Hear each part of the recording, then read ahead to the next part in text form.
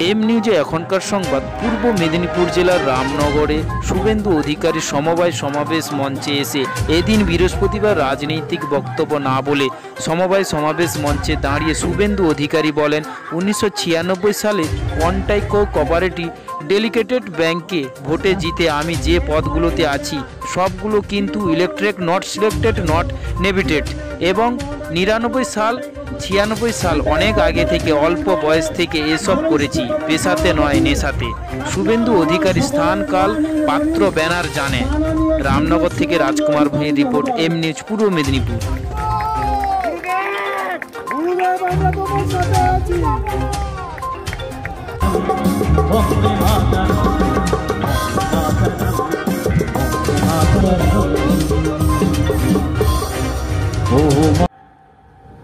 আর শুধু ভোট চাই, ভোট দাও, ভেঙে দাও, গুড়িয়ে দাও, কথা তো বলি না।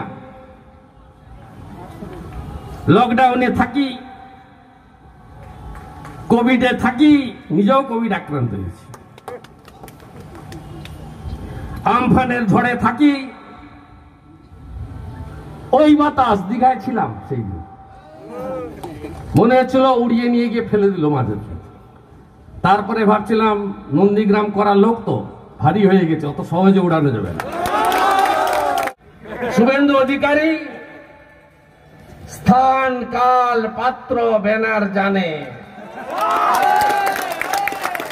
যেমন 10ই নভেম্বর বলেছিলাম নন্দীগ্রামের শহীদ মঞ্চে দাঁড়িয়ে, রাজনীতির কথা বলি না, বলবো না, নতুন নয়, 20 সালে নতুন বলছি তা নয়, 8, 9, 10, 11, 12 সব আগেও বলেছি, গত বছর পর্যন্ত বলি না। সমবায়ের মঞ্চে দাঁড়িয়েও বলবো না। এবারে আমরা 14 তারিখ পালন করতে পারিনি, দীপাবলি, কালী পুজো ছিল। 16 তারিখে ভাতৃদ্বিতীয়া ছিল। আমরা 18 তারিখ থেকে প্রোগ্রাম করেছি। সকালে হয়েছে তমলুকের নিমতৌড়িতে, বিকালে পশ্চিম মেদিনীপুরের বেলদাতে। আজকে এখানে সমবায়দের মেগা শো হলো। সমবায়ের পতাকার নিচে, সমবায়ের ব্যানারে এত মানুষকে সমবেত কোন রাজ্য তো পারবে না, দেশও পারবে না হলে মিটিং করা। আমরা সেটা করেছি কারণ আমরা আন্দোলনের সঙ্গে যুক্ত থাকি দশকের পর দশক ধরে। 24x7 মানুষের সঙ্গে থেকে কাজ করি।